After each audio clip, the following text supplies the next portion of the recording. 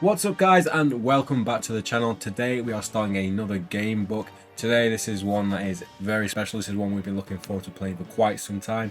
This is Dracula Curse of the Vampire, written by Jonathan Green, the guy who brought us the Krampus book we just did previously, and also Howl of the Werewolf and many other ones that we're going to play through after this. But yeah, horror vibes are all what we're there for. So yeah, I'm going to assume this is going to be a retelling of the Bram Stoker original book. I believe there's 4 characters you can play as, one of them being Dracula. Keeping it simple in this playthrough, we are going to play as the character of Jonathan Harker, who is the main character from the movie, from the book, played by Keanu Reeves in the film. So our stats are already chosen for us. So we have combat, which is our skill essentially, as 10. Endurance is pretty much stamina, 24. Agility, which I'm gonna say is like our luck, we can jump over things and be agile.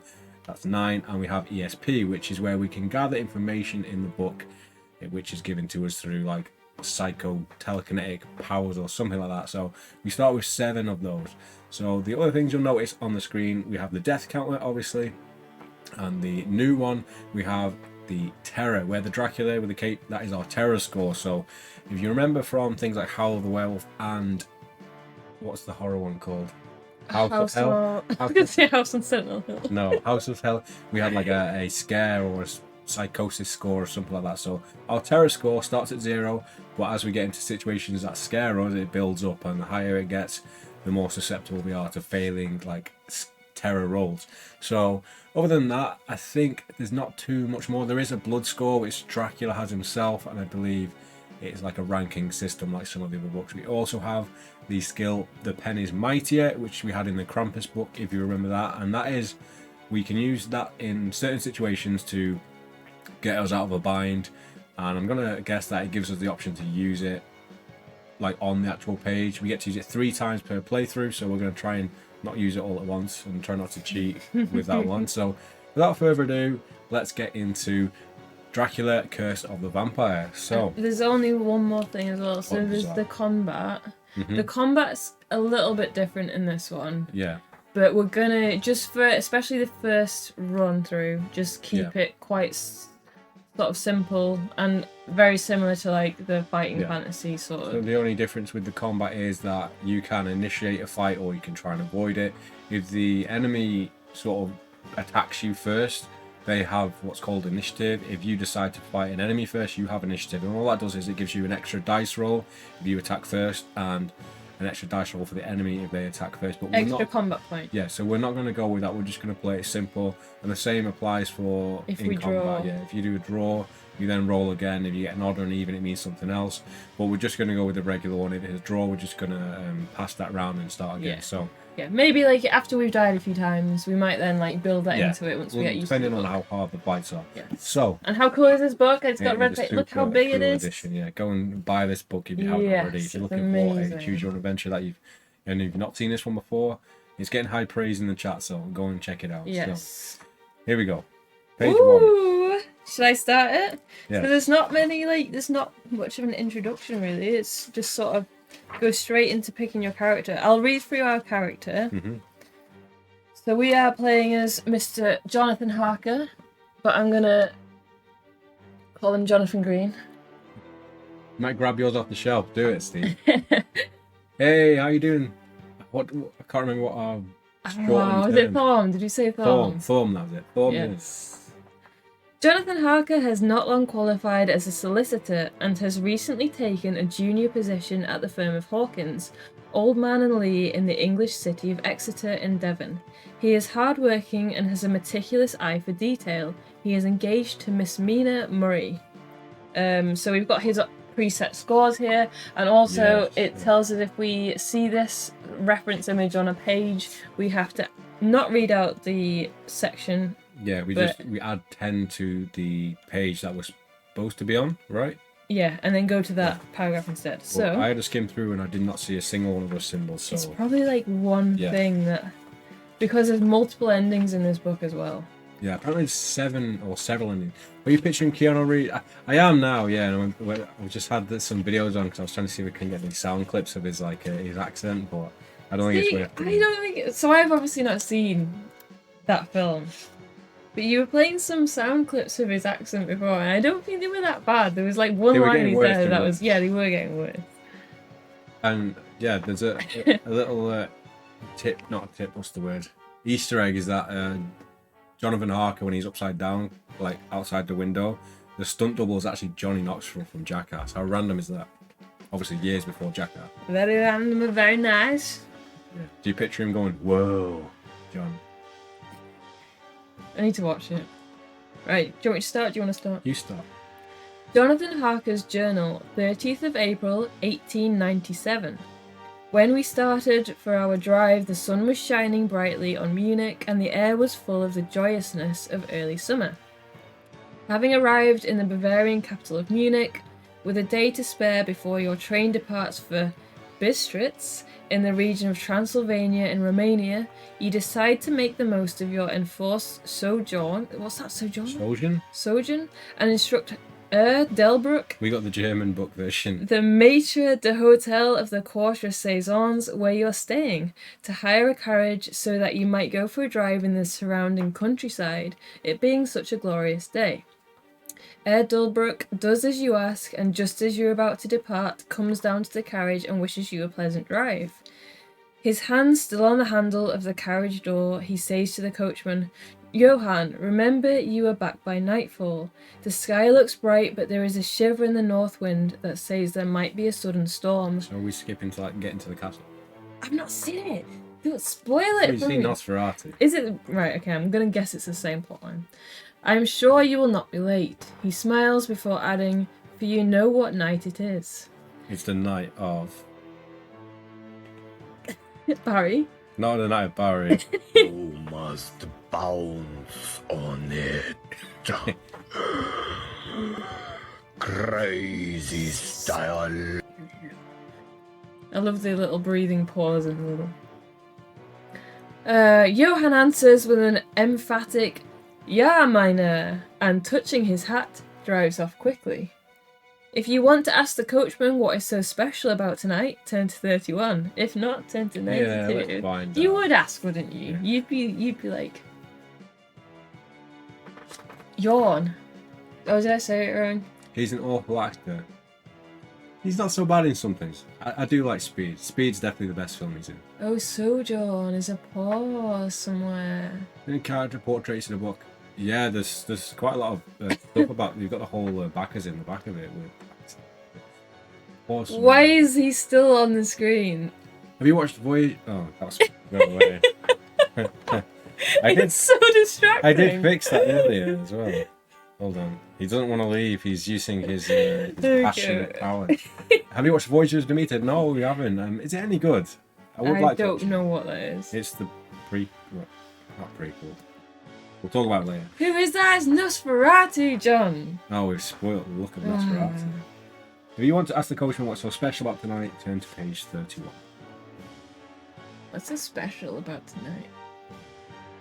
You must have been so mean. When you are clear of the town, you signal the driver to stop. Tell me, Johann, you say.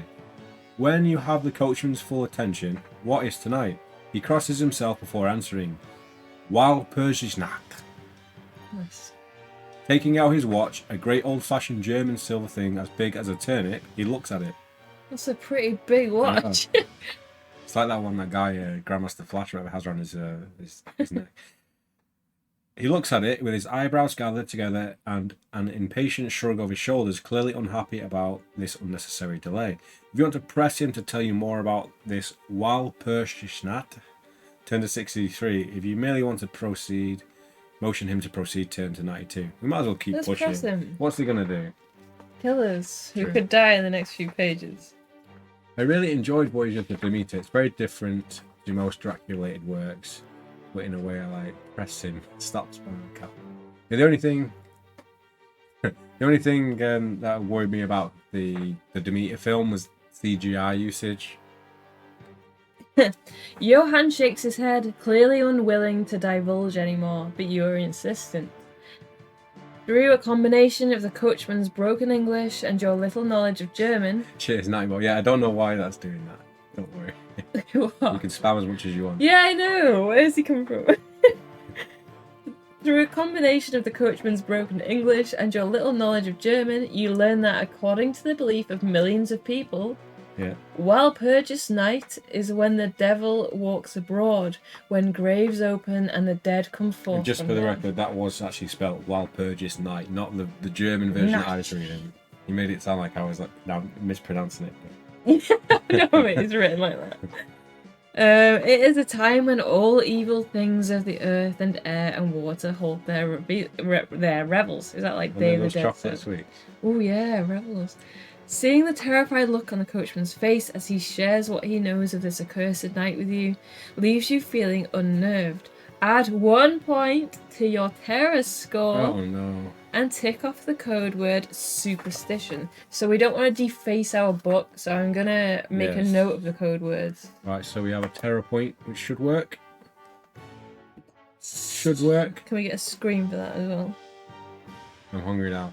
If anyone notices that this Nightbot like randomly bans someone, please let me know and I can try and get them back in. I don't think it will, but Don't use this as a like an excuse to like leave, block the channel. Okay. All right, superstition. I've written as a code word. Oh, that's why it's not working. 1 second. 1 second, guys. So that means that we don't press him next time. Yeah, because we get a terror point. It should go down to 1. There we go. We're in order. I can't speak of CGI myself. Tend to be very lenient. Wishing that you'd paid more heed to the old adage. I love how Jonathan Green always like pushes us He to tests learn our English vocabulary. words. He pushes us past the 12-year-olds we are. Yeah, a little knowledge is a dangerous thing. You instruct Johan to drive on. Turn to 92. Someone should make a montage of all the big words we can't say. Like, no, they're probably not even big words. Sandwich. Sandwich. This book is for children. Where are we? Which one? 92. So we shouldn't have pushed Johan. We 'Cause he should have scared us. respected his superstition. Should we start writing notes or I can do. Don't push Johan, I will don't put. push Johan? Could be a song. What's your favourite vampire movie, by the way? 30 Days of Night Pretty good one. is a solid film. Johan urges the horses forward and the carriage bounces over the... I'm not going to press it. Bounces over the rutted road You got every now to. and then. No, because it might not go away again. Okay. Right, let me read this sentence. Johan urges for the horses forward and carriages bounce over the rutted road. Every now and then the horses throw up their heads and sniff the air suspiciously, causing you to scan the countryside you're passing through for any sign of what might have startled them. But there is nothing there, at least not anything that you can see. The road is quite bleak, for you are traversing a high, windswept plateau. As you drive, you catch sight of the road that appears a little used, which dips through the winding valley. It looks so inviting that you call Johan to stop, and when he is pulled up, you tell him that you would like to drive down that road. The coachman starts to make all sorts of excuses, frequently crosses himself as he speaks, as well as looking at his watch as if in protest. When the horses start to become restless again, their nostrils flaring as they can smell something unpleasant on the breeze, and Johan grows pale. Jumping down, he takes the frightened animals by the bridles and leads them on some 20 feet. If you want to ask Johan what has spooked the horses, turn to 122. If you do not want to know what has upset the animals, turn to 154. Should we just leave it in case we get a terror point? Should we be ignorant and leave it? Yeah. Here we go, that's the word. I choose to believe that vampire near the terror point is shooting bolts of energy out of his mouth. Favourite vampire movie? That's hard. I've seen Dracula Dead and Loving It. Dracula Dead and Loving It? Which one's that? What's that? Are you sure that's a vampire? Is that like Leslie Nielsen or something? Oh, this is a long. It's always a toss up between Lost Boys and Fright Night. This is one thing about this book is a lot of the paragraphs are very long. Yeah. And the more we drink, The longer it's going to take. and the less we'll remember next time. You ready? Well, Johan, I want to go down this road, you tell the coachman as you exit the carriage. I shall not ask you to come unless you like, but tell me why you do not like to go, that is all I ask. At that, he stretches out his hands appealingly to you and implores you not to go. There is just not There is just enough English mixed with the German for you to follow the drift of his talk. He seems on the verge of telling you something, the very idea of which evidently frightens him, but pulls himself up simply by saying, Walpurgisnacht. You suddenly hear a sound somewhere between a yelp and a bark. It comes from far off, but it upsets the horses nonetheless, and it takes all Johann's skill to quieten them again. That sounded like a wolf, you say. Yes, but there are no wolves here, Johann replies, his face pale.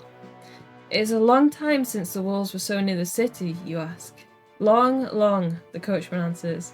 In the spring and summer, but with the snow the wolves have been here not so long. As Johann struggles to calm the horses, dark clouds rapidly cross the sky. The sunshine passes away and a breath of cold wind teases at your hair and clothes. But it proves to be only a breath. A warning of worse weather to come perhaps, for once the clouds have passed the sun comes out brightly again. Johann squints as he gazes at the horizon. The storm of snow he comes for a long time, he grumbles. Then he checks his watch, and keeping a tight hold on the horse's reins, climbs onto the driver's box.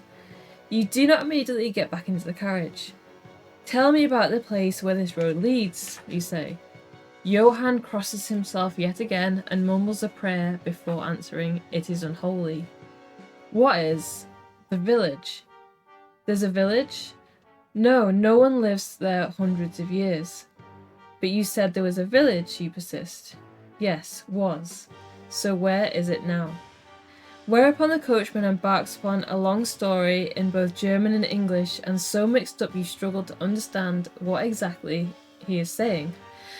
As far as you can tell, hundreds of years ago, much of the populace has died there and been buried in their graves, but sounds were heard under the clay, and when the graves were opened, men and women were found rosy with life, their mouths red with blood. And so, in haste to save their lives and their souls, those who were left fled to other places, to where the dead were dead and not something else. Johann is evidently afraid to speak the last words. In fact, he is in a perfect paroxysm of fear, white-faced, perspiring, trembling, and looking around constantly, as if expecting some dreadful presence to manifest itself there, in the bright sunshine on the open plain. Finally, in agonized desperation, he cries, Walpurgisnacht, and points to the carriage for you to get in. Your English blood rises at this, and standing back, you say, You're afraid, Johann. Go home. I'm not afraid. I shall return alone. The walk will do me good. Taking your oak walking stick and closing the carriage door, pointing back to the city, you say, Go home, Johann. Walpurgisnacht does not concern Englishmen. I'm sorry, that's such a horrible thing. There is nothing the poor fellow can do to dissuade you from the course of action you've decided upon, and so, with a despairing gesture, he turns to the horses towards Munich.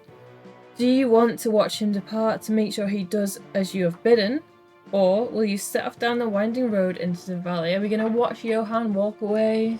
Is he walking away? He's walking away, yeah. No, he's probably going to get minced by a wolf, so let's just play dumb and just keep walking. We could save him though, and Maybe then he we might can't. come and save us later on. Think about it in real life, right? This guy's just been like He's making going back you, to he's Munich. been like, don't go, please don't He's go. going to a different country. And you'd be like, oh, just go. Would you? And then you start walking. Would you turn around and check he's all right or not? Yeah. Yeah. Well, let's get a Me terror too. point. Go on then. Oh, I see you playing the game. Maybe we shouldn't check then. We roll dice. Yes. Or would you check on him? It is a Leslie Nielsen movie indeed. Yeah, I do remember. For some reason, I don't know how I remember that, but I did. Blade? Which one's Blade? You not seen Blade? I don't think I have seen Blade. We need to get the sound effect of the Blade techno music. Blade's good. Blade? Am I getting mixed up with something? You must have seen Blade. Is that when it's on the roof in the rain at the end? No. No? That's probably Underworld or something. No, it's not in the I rain. don't believe you as a dumb person should. Wesley Snipes. Where did that come from, John?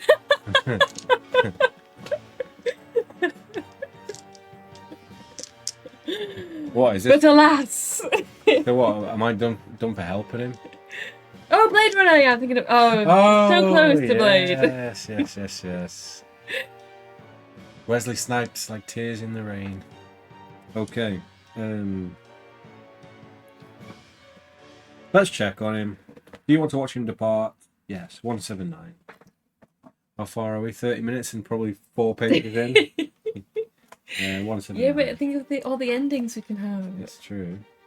Think of the next 40 years we'll be playing. Yes.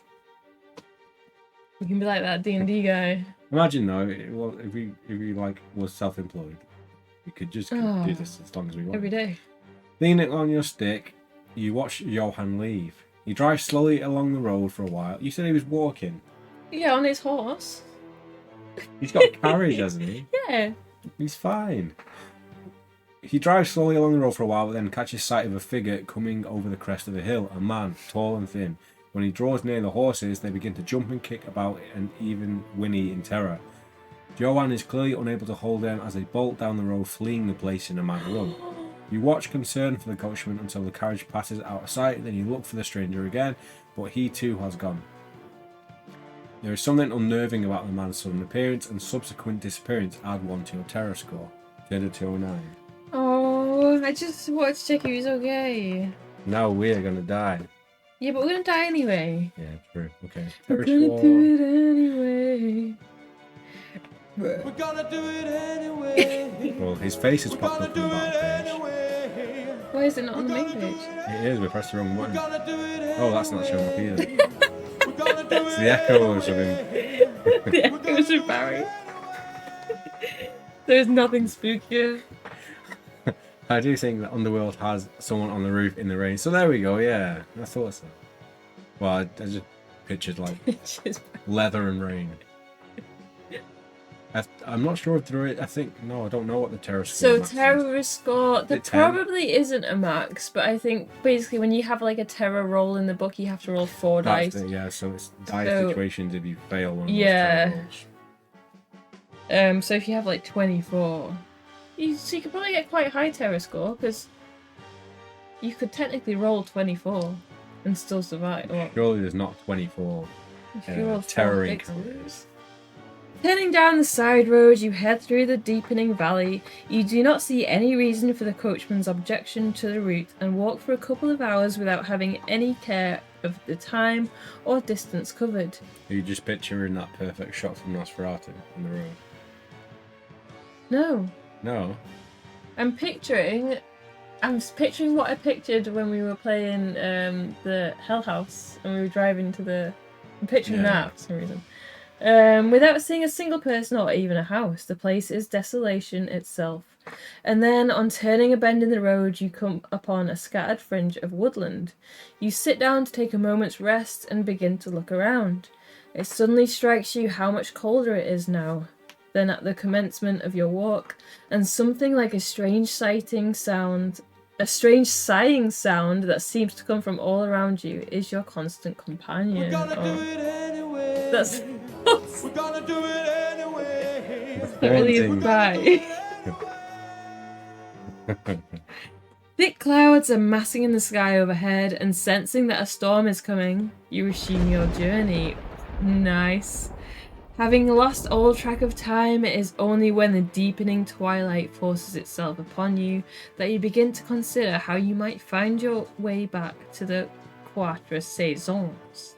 The air is cold and a sound is carried on the wind, not unlike the mysterious cry you thought was made by a wolf, and for a moment you hesitate what you're playing.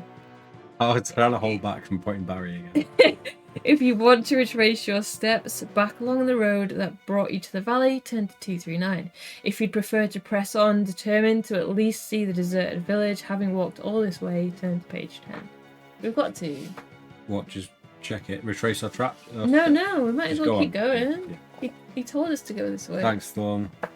We keep getting questioned about our production value, so I thought I'd put a little extra in Gone there all for out. you. Because he was expensive. It is, now the lights are too bright from the lightning. That's like a 7-step process to get that lightning. Presently, you come to a wide stretch of open country, shut in by hills all around. Their sides are covered with trees which spread down the plain, dotting in clumps on the gentler slopes and the hollows that are visible here and there. The winding road curves close to the densest of the thickets before vanishing behind it, and then the snow begins to fall. Thinking of the miles and miles of bleak country you have passed, you hurry on, seeking shelter in the wood. Darker and darker grows the sky, while the snow falls faster and heavier until the ground all around you is glistening white carpet, the furthest edge of which is lost in misty vagueness. In only a little while you realise that you must have strayed from the road, for you miss the hard surface underfoot and your feet sink deeper into the snow. The wind grows stronger, the air becomes icy cold, and in spite of your exertions you begin to suffer its ill effects. Deduct 2 points from your endurance score. No. So have you got our base stats written down? Oh, no, but I will do. So was It it was 10, 20, 24? 9 and 7. Okay. The snow is falling thickly and whirling around you in rapid eddies, so that you can barely see your hand in front of your face, while every now and again the heavens are torn asunder by vivid lightning. Ooh, that's cool.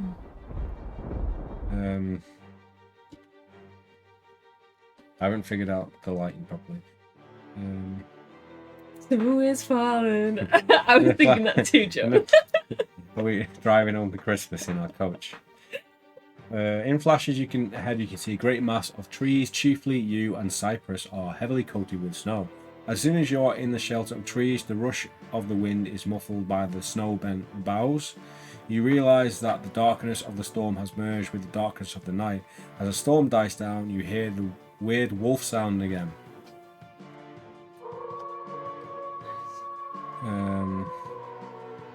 Which is now echoed by many similar sounds. Looking like Barry. The similar sounds all around you add 1 point to a terror score. No! It's always shaking Stevens. So, I suppose we could have just been on 1 now if we'd made the right choice. Oh, you're still Yeah. playing, by the way. You're still reading. Oh, is it still the same Yeah. thing? Now and again, a straggling ray of moonlight pierces the black mass of drifting cloud, lighting up your surroundings, with otherworldly monochrome luminescence skirting the edges of the copse. You find that a low wall encircles it, and following this you soon come across an opening. Here the cypresses form an alley that leads up to a square mass of a building. Just then the drifting clouds obscure the moon again, and you pass along this path in darkness. Shivering from the cold and nothing more, you are sure, knowing that there is at least the hope of shelter up ahead, you grope your way on blindly. And then suddenly the moonlight breaks through the clouds once more, revealing to you that you are not in a village but at a graveyard. The edifice ahead of you isn't a house but a massive tomb of marble as white as the snow that lies on and around it. With the moonlight there comes a succession of long, low howls which you might expect from a whole pack of wolves to make. Impelled by some form of fascination, you approach the sepulchre, etched in German into the lintel above the Doric door are the words, Countess Dollingen of Graz, in Styria, sought and found death 1801. On top of the tomb, seemingly driven through the solid marble, is a giant iron spike, while on the back wall, graven in great Russian letters, you see, the dead travel fast. Ooh, that's cool. There is something so unsettling about this whole place that you start to wish you had taken the coachman's advice and stayed away. You feel the cold perceptibly grow upon you until it seems to grip you by the heart. Your whole body starts to shake from fear as much as the freezing effect of exposure. You start to back away from the tomb, moving towards the trees that mark the boundary of the graveyard. When the storm decides to unleash all its fury upon you, the ground shakes.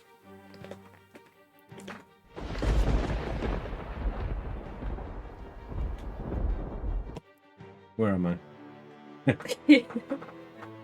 The ground shakes as though thousands of horses are thundering across it, and the storm bears upon its icy wings great hailstones that beat down both leaf and branch. If you want to run for cover in the trees, turn to 48. If you prefer to seek shelter with the sepulchre itself, turn to 77. Don't give us this choice. Is there gonna? Well, there's a giant spike through the coffin. So I feel like we're being that ignorant in this run through. We should just run into the sepulchre. I think we should do that. Turn to page 77. Yes. Oh, you guys, is this still keeping you guys engaged with like the longer speech? If you're not having the longer dialogue. Into the fire. I mean, it's all we can do. I mean, we're still enjoying reading it 'cause it's more like reading a real book. In reality, but it's all good. Good. All we need is them to I can't believe how Good. big this I'm glad you book guys liked is. 77. Okay, so we're gonna run into the sepulchre. You ready? Mm-hmm. What before you sought to avoid, you now sprint towards, seeking shelter from the hailstorm. However, before you reach the marble mausoleum, you are struck by the full force of the icy bombardment. Roll 1 dice and add 1. I'll let you do that. 3. So 3. Then divide the total by 2, rounding up. So 2. 2. Deduct this many endurance points. That's not so bad. Don't ever say that. Alternatively, pick it. Oh, I don't need to do that. Turn to 61. We need to find the. What happened to our dream cheese? What do you mean? What happened to it? I 3D printed some dream cheese. I don't know where it is. I ate it. I won't be surprised. I don't know where it is actually. Maybe Wesky got it. He's probably eating the whole plastic. Can we use dream cheese in non-flying No, we have to fantasy find out books? what it is in Romanian. Okay. So just turn to 61, right? Yeah, we've already Yeah. taken the points. I feel like if anyone could tell us what dream cheese in Romanian, Yeah, it would like, be phonetically, so we can say it. Steve will know. Reaching the deep Doric doorway of the tomb, you crouch against the massive bronze door, gaining at least some protection from the pummeling hailstones. For now, they only drive against you as they ricochet from the ground of the marble walls. As soon as you lean against the door with groaning, ungreased hinges, it opens inwards. Nice. Yeah, but I always forget where I am as soon as I press the button. The shelter of an even tomb is welcome in the midst of such pitiless tempest, and you're about to enter when there comes a flash of forked lightning that lights up the whole expanse of the heavens. In that instant, as darkness of the tomb is banished, you catch the sight of a beautiful woman with plump cheeks and full red lips, seemingly asleep on a stone bier. As the thunder breaks overhead, she stirs and rises from her marble bed, but you are not even sure that her feet are touching the ground. But how can this be? Surely you have been lying on a stone-cold tomb in the graveyard belonging to a village that was depopulated centuries ago. The woman must be dead. But then how is it that she can appear as fresh as if she's just woken from a sleep? At one point to your terror. No, I thought that would reduce our terror. What, finding a walking corpse? She's not walking yet. She's floating, that's even worse. Add 1 point to your terror score and tick off the code word succubus. Oh, okay. She suddenly fixes you with eyes that seem to burn red and glides towards you, her hair and gown streaming from behind her in the gale that has found its way into the sepulchre. Her pristine features twist into a demonic snarl, and speaking German she shrieks, "Who disturbed my sleep this Walpurgis night?" So here is our first picture of the day. So the artwork in this is illustrated by Hawkcock. I'm not sure how you pronounce that, but it is written here. Hot cock. Yes. So here is the succubus. So there's your first piece of art for the day. And then, hands outstretched before her, reaching for you with fingers twisted into claws, she flies at you screaming, "No matter, you will pay with your life's blood." If you want to use the penny's mightier special ability, cross off one use and turn to 131. If not, turn to 91. I don't think we should waste it. No, yet. we've got 3 uses though. But we should also find out how tough the first enemy in the book is. Okay, but I feel like she's gonna be a toughie. Yeah, well, we'll soon find out. Page 91. Oh, This is going to be okay. our first battle of the day. No, I think it's gonna be our first death. Both. Good, we need to get those red Dracula lights on. I'm going to do it anyway. Gonna do We're it gonna anyway. do it anyway. Okay, you ready? We're First gonna fight. do it anyway. Why have you killed us? We're gonna do it anyway. It's cool. We're having a fight. We've not died though. You're using death lighting on us. I didn't press the death button. As the woman you can only suppose might once have been the Countess Dollingen of Graz rushes towards you, her elongated eye teeth bared like fangs within a bestial grimace of a face. You prepare to defend yourself as best as you can, using your stout oak stick. We're not going to do it anyway. In this battle, your assailant has the initiative. Okay, so we are ignoring that. Are we ignoring this then? Just for now. Yeah, unless we get our grips on it and then we can do it like smoothly without taking too much time. Someone is going to die either way, I suppose. So the lighting works. This is the thing though, if they have the initiative, then Yeah. why isn't it already added in here if they've already got the initiative? Why would you then have to add on a combat point? Because if we've got the initiative, But we would never have. have the initiative on this paragraph. Maybe it's just a way to get into it. Yeah. Anyway, Countess.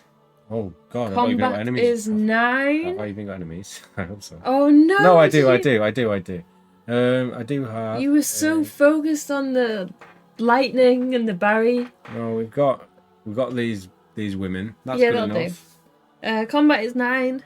9. Initiative is per round. Okay. You have to explain that as we go through it, but Yeah, this is where we were confused, Steve, because we were reading the page. I'll quickly read it while you're adding her points if you want. what are they? 9 and 11. Where does it say it? That's it. It's oh no. Yeah, it says for each combat round, add a temporary 1-point bonus to the combat rating of whichever the combatant has the initiative for the duration of that round. But it says for each combat round. Is that not like each attack? Or is it the first attack of each fight?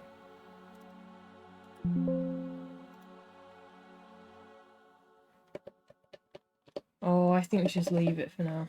Yeah, let's just leave it. Let's just go with a normal fight for now until we get 9 the and hang 11. of it. Yeah. Yeah. Yeah. If you're still alive after 6 combat rounds, or if you reduce the Countess's endurance score to 5 or fewer, whichever is sooner, turn to 131 at once. Right. Okay. Here we go. So we are the green dice. The Countess, or all the enemies in this book, are going to be the black dice. So, you ready? Yes.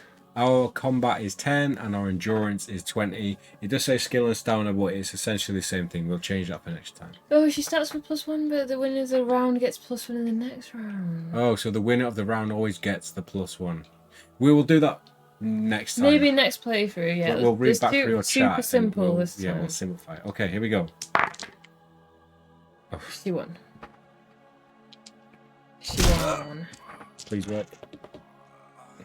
Has it worked? It didn't work for some reason. No!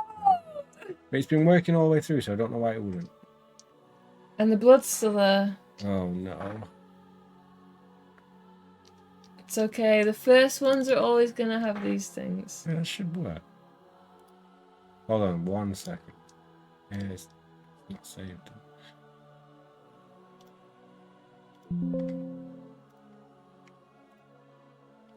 Okay, let's roll the dice first for the second round, and I'm going to take 2 off in 1 second. And we won the second round. Okay, good. Okay, so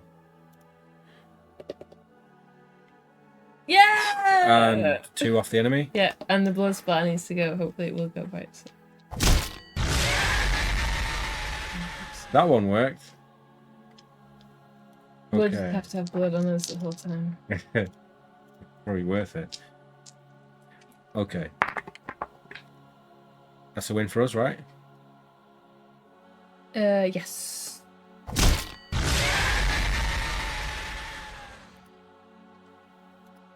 That's the third combat round. Blood should work from now on.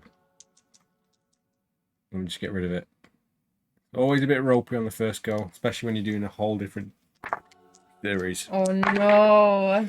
6 and 1. She's beating us. So that's Was that the third or the fourth? That was the fourth. Why? What happens after the 6? We got to turn to a page. Oof. Was that 3? That was 3, I think. Yeah. Okay. She's beating us. 4th round. So we've still got 2 alive. more rounds. We're not gonna beat her. That's a win. No. 18 for us. Yeah, and she's got 9. No. 10? Oh yeah, maybe. It's been negative.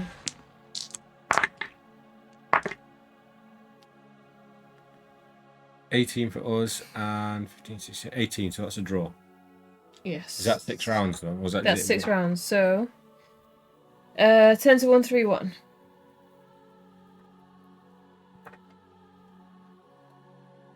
Oh no, wait, I just remember. Remember what? You have to roll 4 dice for endurance rolls, don't you? And we're down to 14 now. Endurance rolls? Yeah. If you get an endurance roll in the book, you have to roll 4 dice. Oh, yeah. Just then, there comes another blinding flash which strikes the iron spike surmounting the tomb and pours through it into the earth, shattering the marble edifice in an explosion of incandescent flame.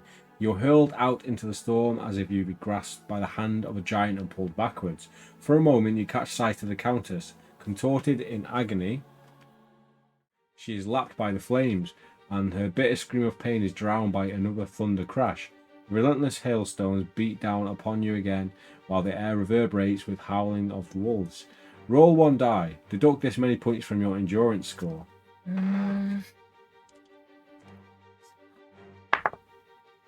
6. Oh no! Well, that drops us down to 12. No, 12. 8. 8 stamina, essentially. If you're still alive, turn to 89. So maybe we don't need to go in this tomb. Well, it's all educational. So we don't want to go here. We don't know what happens if you beat her, but I feel like if you do beat her, it's probably not going to be anything that's like game changing. Oh no, you ready? Mm-hmm.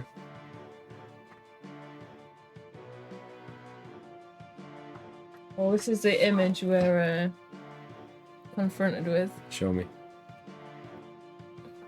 The Grim Reaper. Shaking with cold and shock, you struggle to your feet, but as you do so, you find yourself surrounded by a vague white moving mass. It is as if all the graves around you have opened and sent forth the phantom forms of their shrouded dead, and they are closing in on you. One of the ethereal spectres draws near and you begin to make out details. A skull-like visage beneath the hood of a grave sheet and fleshless fingers reaching for you. Add 1 point to your terror score. We're going to have to do a terror roll, I think. If you want to use the pen is mightier now, cross off 1 use and turn to 263. Should we just do it? The Penny's Mightier. We've got 3 uses and we're going to die this playthrough anyway. We might as well get as far as we can in it. But we also would be cool to find out if we don't use Okay. it. Should we have our first drinking checkpoint? Is it any point checkpoint in this playthrough? Well, if we die, yeah, go on then. We can always skip through the beginning bit if we want to start straight again. What do you want to do? Let's hold our finger on it, because if it is an instant death, we will use the skill. No checkpoint, but keep your finger on it. Well, that's why I said checkpoint. The guy is cool though. Yeah. The art is great in this so far. We've seen 2 pages and they've both been good. Taking your stout stick in hand once more, you lash out at the phantom as it glides to. I've already let go of the page, by the way. Yeah. You lash out at the phantom as it glides towards you over the icy ground. In this battle, the phantom now has the initiative. Phantom combat 8 and endurance 9. If you manage to make a successful strike against the ethereal entity, turn to 2-3-3 immediately. After 4 combat rounds, even if you haven't managed to lay a single blow against the wraith, turn to 2-6-3. So let's see if we can get a successful strike on it. Okay. So, what is it called? Phantom. I do think I do have a spectre or a ghost or something on here. We've got a ghost. I'll do. Do we have a wraith? No, Oh. that's all we have. So that'll do. So 8 skill. 8 and 9. Kill it. Kill it.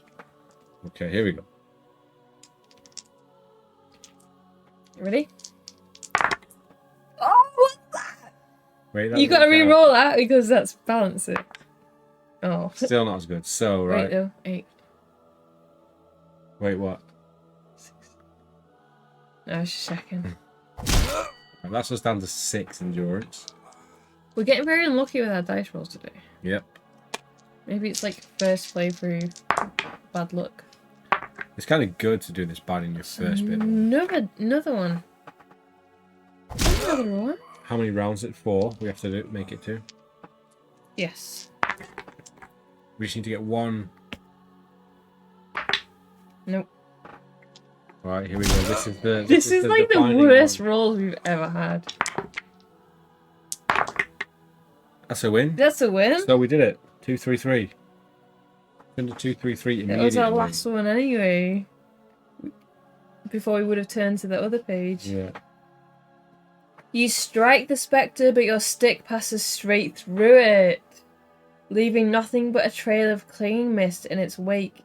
You're incapable of injuring the phantom. But at least we know that now. Pick off the code word spectre and add 1 point to your Yay, more points. terror score. Turn to 263.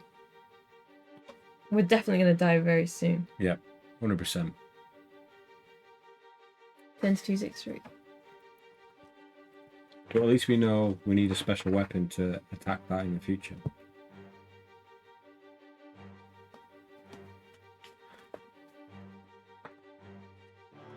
The waking nightmare you found yourself in is too much to bear and you faint from shock as the spectral dead close in on you en masse. Gradually, there comes a vague beginning of consciousness, then a sense of dreadful weariness, and slowly your senses return. Your body is racked with pain, and yet you find yourself unable to move. You are aware of an icy feeling at the back of your neck and down your spine. There is in your breast a sensation of warmth which you find, by comparison, delicious and yet also heavy. A heavy weight is making it difficult for you to breathe. A wild desire to be free grows within you, and you become aware of a low panting from some animal close by. Sorry.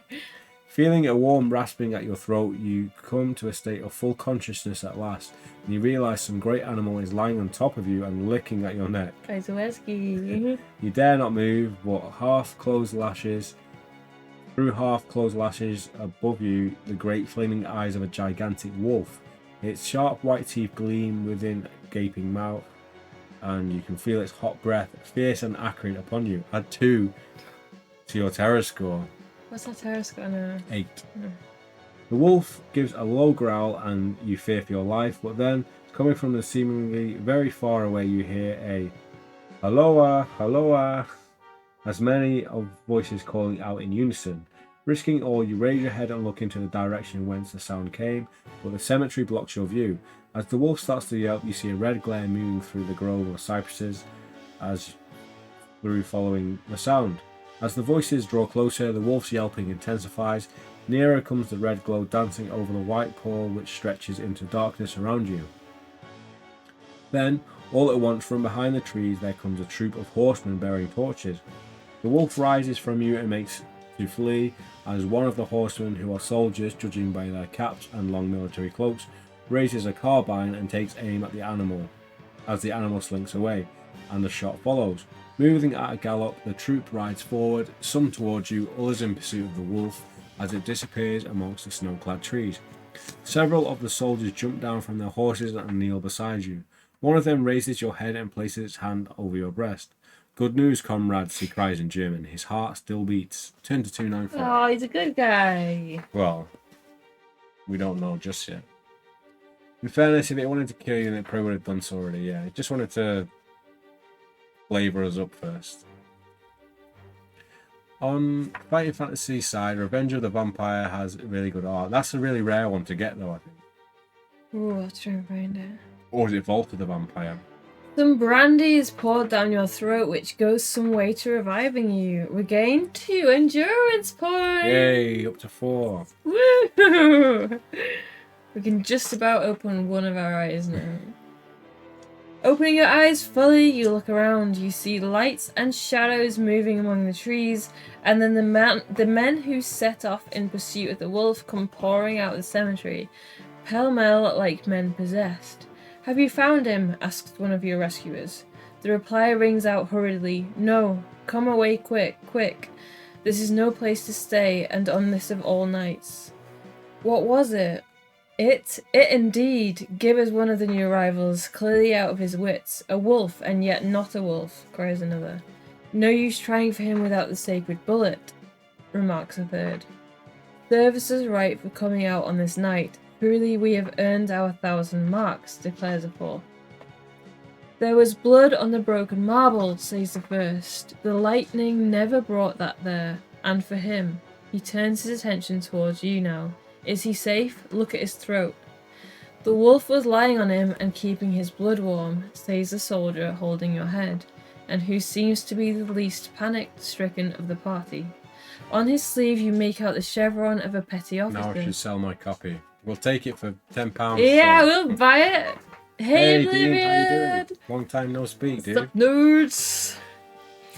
"His throat is alright, the skin is not pierced. What does it all mean?" asks another. "We should never have found him but for the yelping of the wolf." "What became of it?" asks the officer. "It went home," answers the first, whose long face is pallid and who is actually shaking with terror as he glances around him fearfully. There are graves enough there in which it may lie. "Come, comrades." I didn't know Dracula could turn into a wolf. Bats, I wolves. didn't know it was wolves, I was just bats. "Let us leave this cursed spot." I think it's very different in every different rendition of vampires.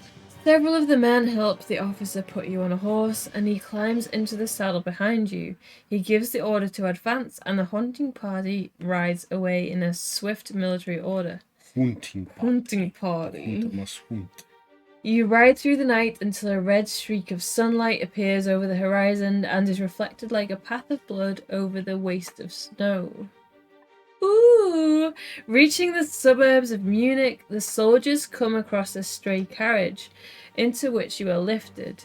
The young officer drives you to the Quatre Saisons himself, a trooper following with his horse, while the others ride back to their barracks.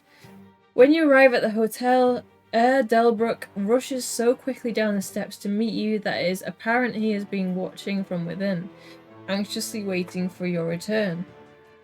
Taking you by both hands, he solicitously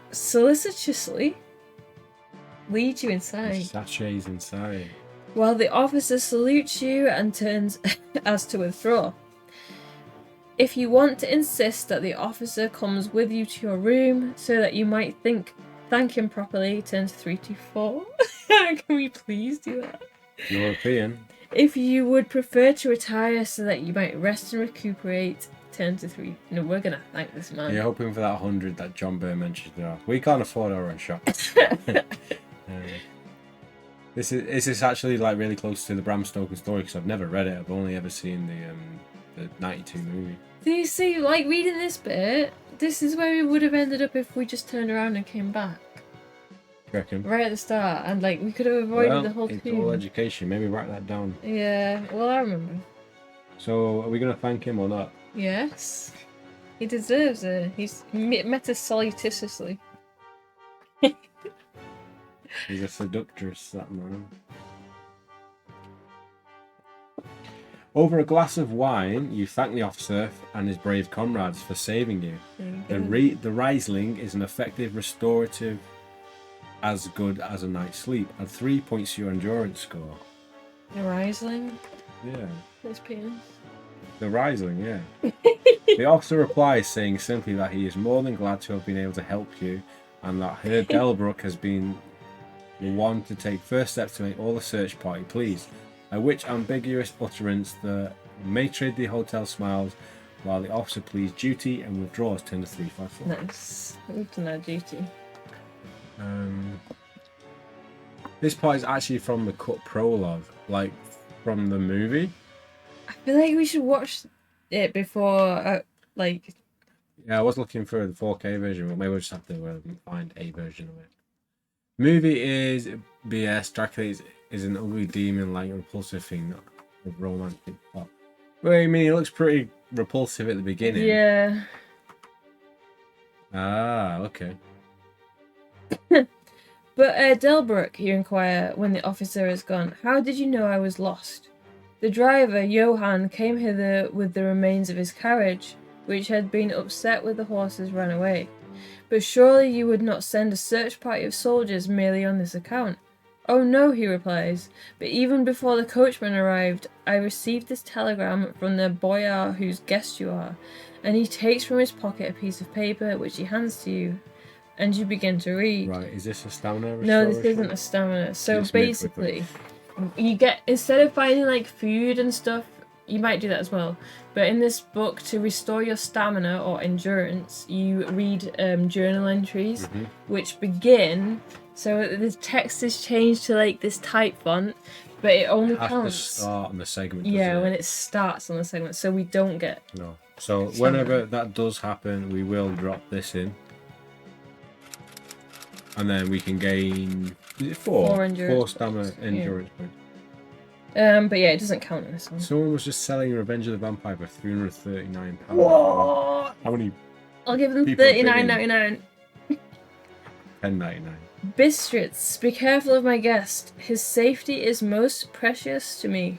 Should aught happen to him, or if he be missed, spare nothing to find him and ensure his safety. He is English and therefore adventurous. Not the opposite. There are often dangers from snow and wolves at night. Lose not a moment if you suspect harm to him. I answer your zeal with my fortune. Dracula! I was in the water twist! Dracula wants that real estate, baby.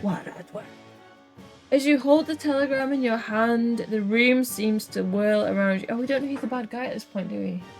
No. He's just a count. Spoilers. Well, he's not though, is he? Dracula. What if he's a monster? No. Not a real man. No! A vampire? They only exist in books and films. Don't they? As you hold the telegram in your hand, the room seems to whirl around you, and if the attentive Herr Delbruck had not been there to steady you, there is no doubt in your mind that you would have fallen, with it not being in his big, strong arms.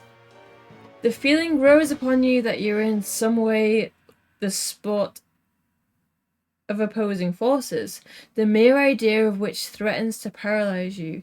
You are certainly under some form of mysterious protection, for a message had come from a distant country, just in the nick of time, to save you from the powers posed by snow, sleep, and the jaws of a wolf.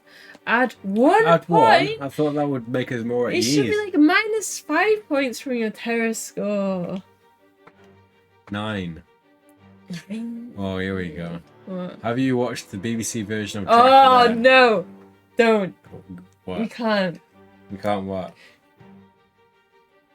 We can't what? How are we going to talk about this?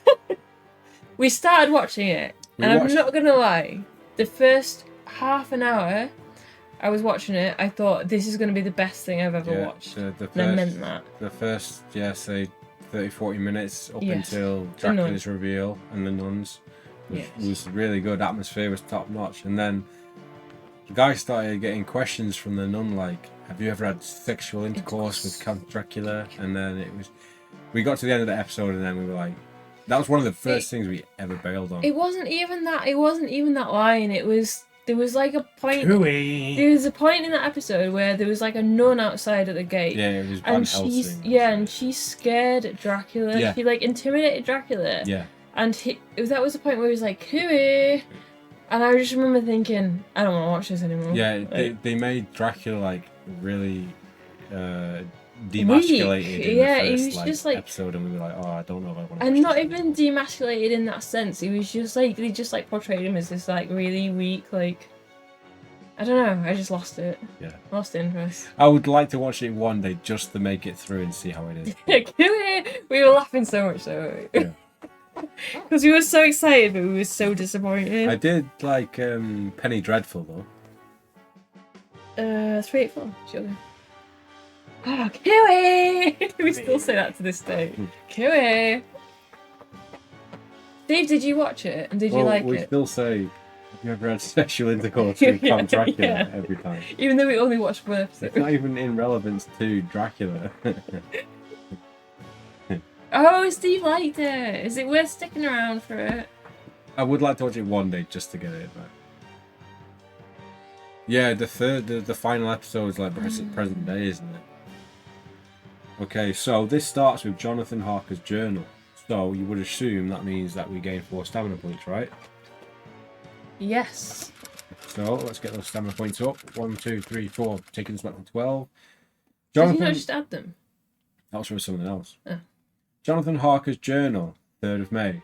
Left Munich at 8:35 on the 1st of May, arriving at Vienna early next morning. The impression I had was that we were leaving the west and entering the east. We left in a pretty good time and came after nightfall to Klausenberg. So that's the end of the journal. It is on the dark side of twilight when you finally reach your destination, Bistritz. Being practically on the frontier, for the Borgo Pass leads from it into Bukovina. It suffered a stormy existence and certainly shows the marks of fires that ravaged the town 50 years ago.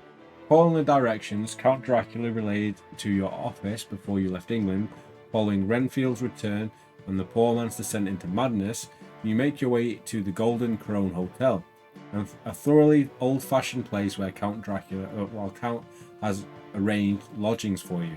You are greeted by a cheery-looking elderly woman wearing the usual peasant dress.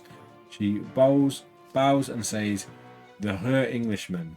"Yes," you confirm, "Jonathan Harker." The old woman smiles and gives some message to an equally elder gentleman in white shirt sleeves who had followed her to the door. He disappears but returns moments later with a letter which he passes to you. Is he wearing a loincloth? No, not in this one, no. No. That's Renfield like a bonjour. "My friend, welcome to Carpathians. I am anxiously expecting you. Sleep well tonight. At 3 tomorrow, the diligence will start for Bukovina. A place on it has kept for you. At the Borgo Pass, my carriage will await you, bring you to me. I trust that you will enjoy your stay in my beautiful land. Your friend, Dracula." Oh, he's very informal. He's helping us out. Your here, isn't he? friend.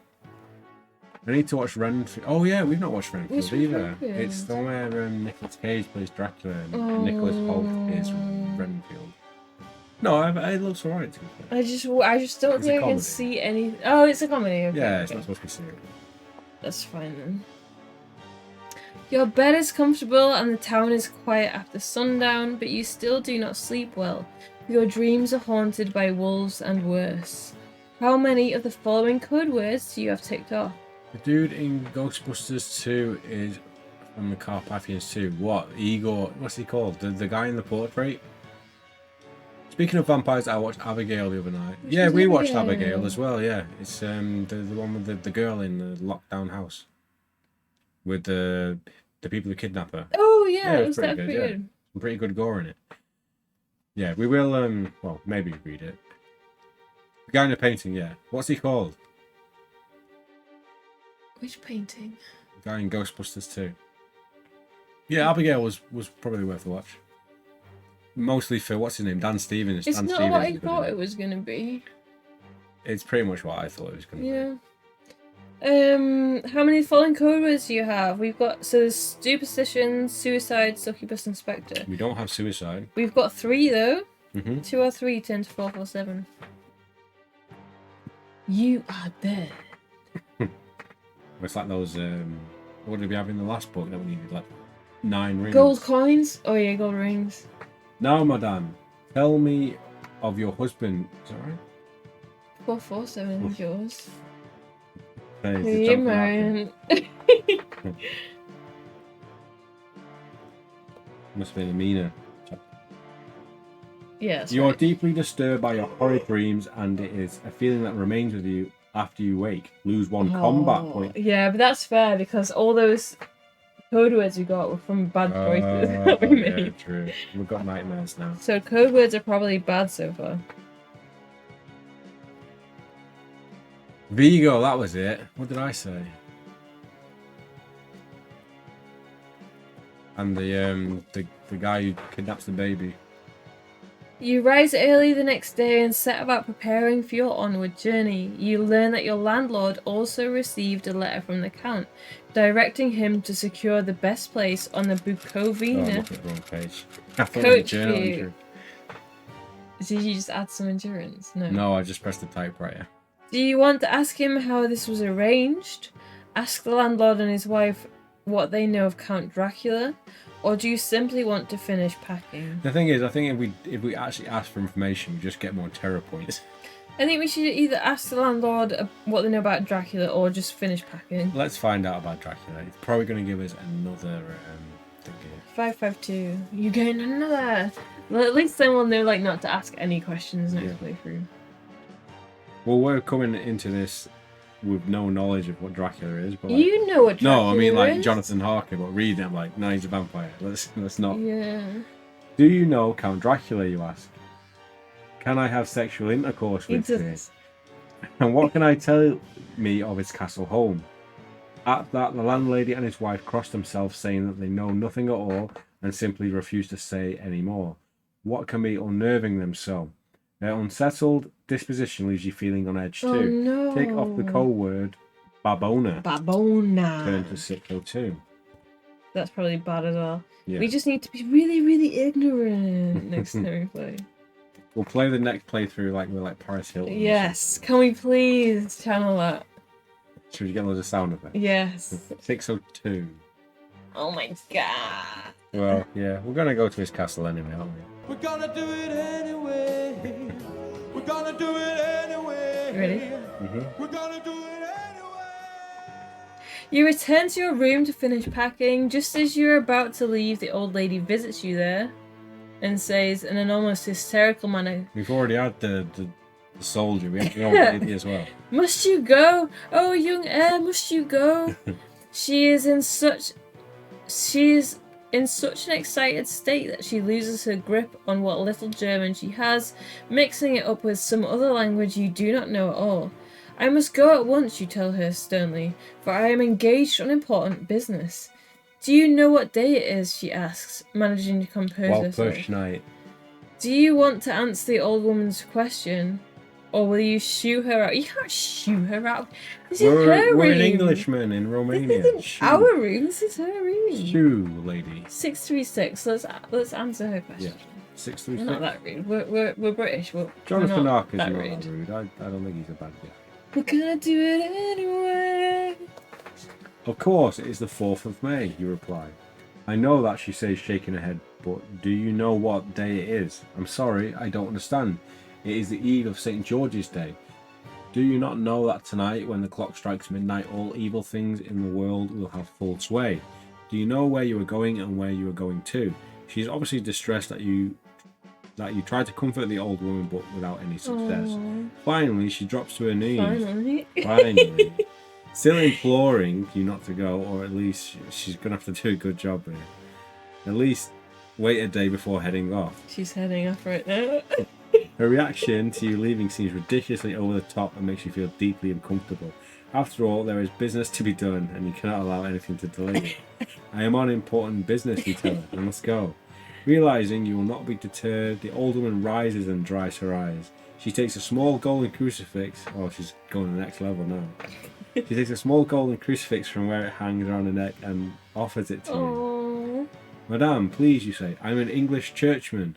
As such, you have been taught that such trinkets are idolatrous, and yet it seems ungracious to refuse the old lady who means well, who is in such a state of mind. For your mother's sake, she insists, offering you the rosary. If you want to accept the preferred gift, turn to 667. If not, turn to 667. She's a bit needy. Yeah. She's crying while she's on her knees for us. So Are you going to accept it? Yeah. Yeah. Like, I'm kind of assuming that we're just going through the story of Dracula, but this is choose your own adventure. So I mean, just hope we it will doesn't die if pause we don't. her there. No, she's fine. She's in the hotel miles away. The Dracula doesn't Hotel stop her. California 67. You submit and allow her to hang the crucifix around your neck. Record the golden crucifix on your adventure sheet. Have you got an adventure Oh, we sheet? do actually. Hold on. You Where got is a little it? satchel? Where is it? There we There go. we go. Lovely. A golden crucifix. And we tick off the code word. Okay, is this going to work? So what do we have? A golden crucifix. Golden crucifix. And I don't know what this word means. K-E-R-E-S-Z-T. No, I have no idea. Correct. And turn to 687. Okay, so we now have a golden crucifix. What page? Whether it is the old days' fear or many ghostly traditions of this strange, un-English place, or the crucifix itself, you do not feel nearly as easy in your mind as usual. 687.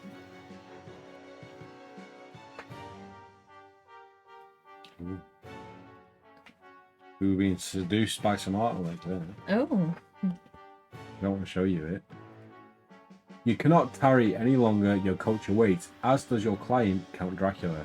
While the landlord and the driver take care of your luggage, you board the coach and take only the remaining seat, the carriage being quite full.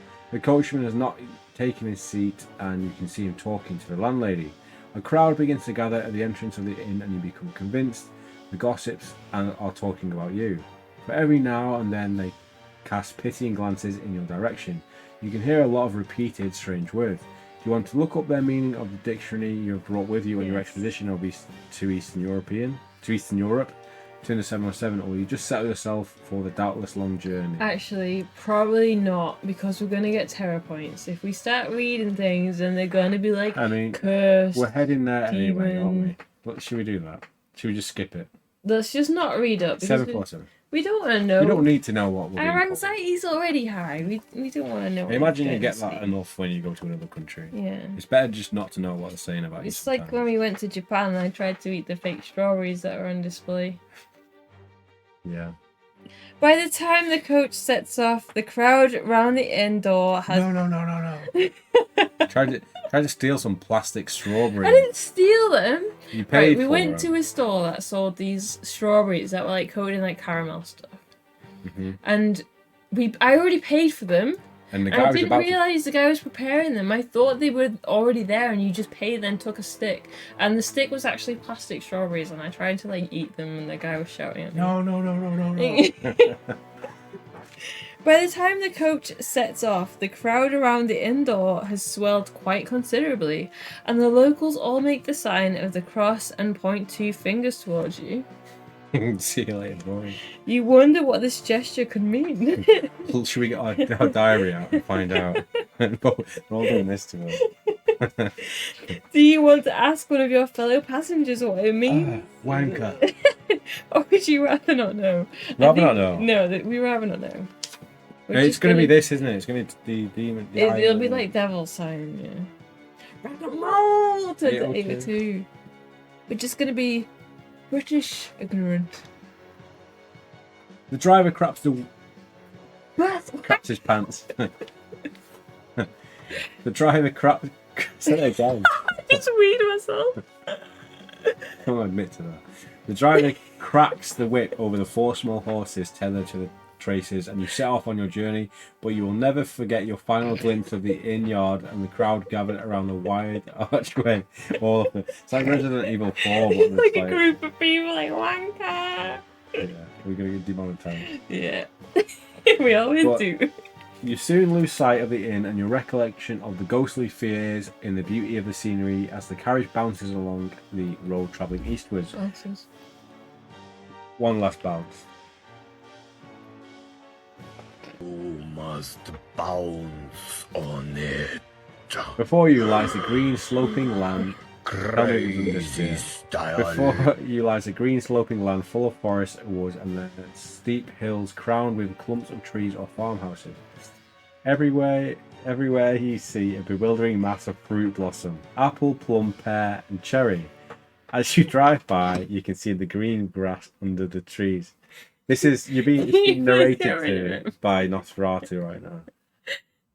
As you drive by, you can see the green grass under the trees spangled with fallen petals. The road is rugged, but the coach seems to fly over it with feverish haste.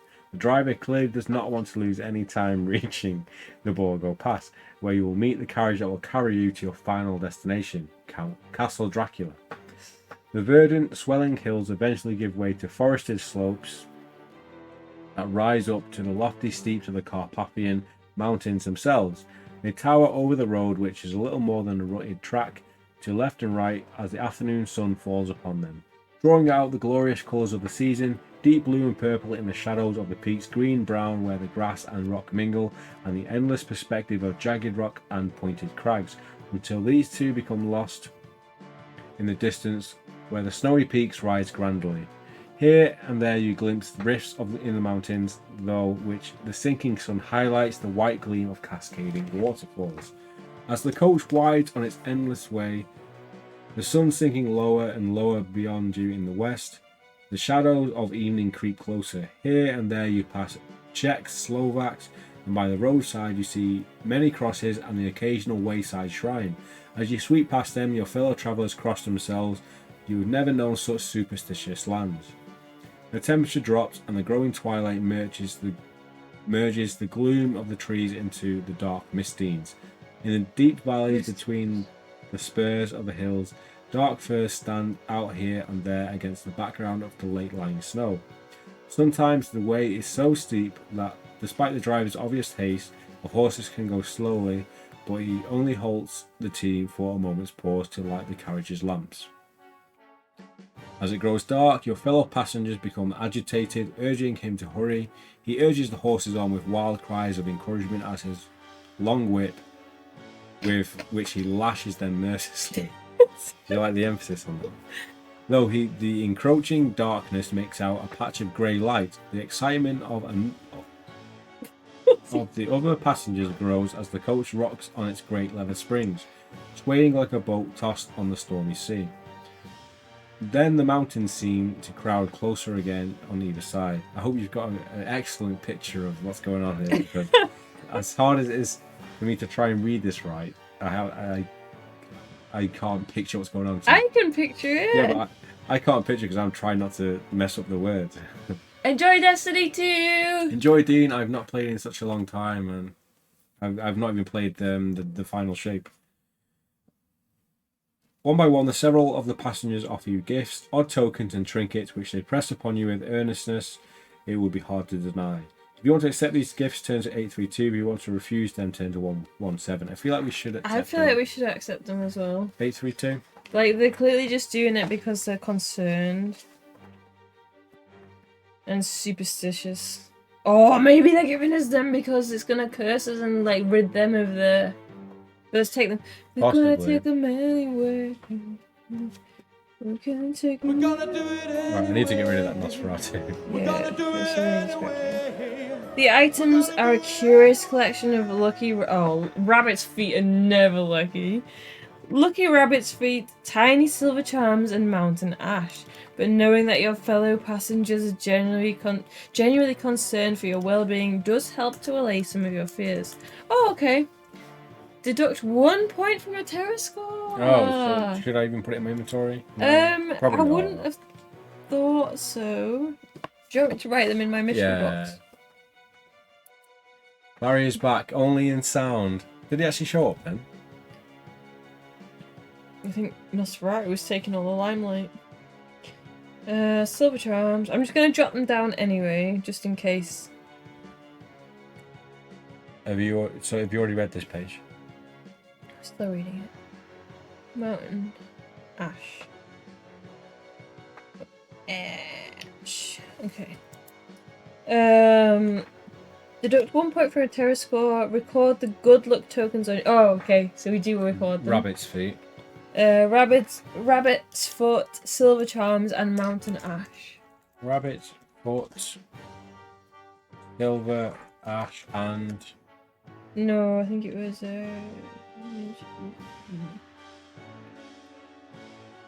Silver charms, mountain ash.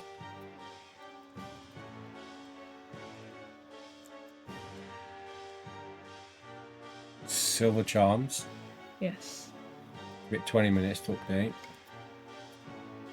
It's doing my head in that you've got mountain ash but no capital name. When we spend another 10 minutes making it a Yes, capital. thank There we you. go. Mountain. Take off the code word. I can't pronounce it. Severance. Serence. Serence. It turns to 117. There you go. Right. So you write 117 down. Why? Write it down. Write it down. 117. 117. And that is going to be the end of part 1 of our playthrough of Dracula Curse of the Vampire No! for tonight. So I think that's a pretty good start. I mean, it's quite a lengthy one to get into. There's lots of lore going on in there. And yeah, we've had a pretty bad run of luck with dice rolls and terror score. I feel like we've had the worst possible start that we well, could have. This has been quite a long part, and we've not even arrived at the castle yet. So this is going to be quite a long playthrough. So I hope you guys can appreciate it and enjoy the experience. We're going to make it. We're going to do it anyway. We're going to keep going. So John Don't Seward. worry. We're going to do this one right to the end. So yeah. We This need to is get gonna Barry be- on there. I will for next time. So I hope you guys have enjoyed the first part of our playthrough. Stay tuned for more because there's going to be coming. There's going to be more coming very soon. So yeah, thanks for watching, guys, and we will see you in the next one.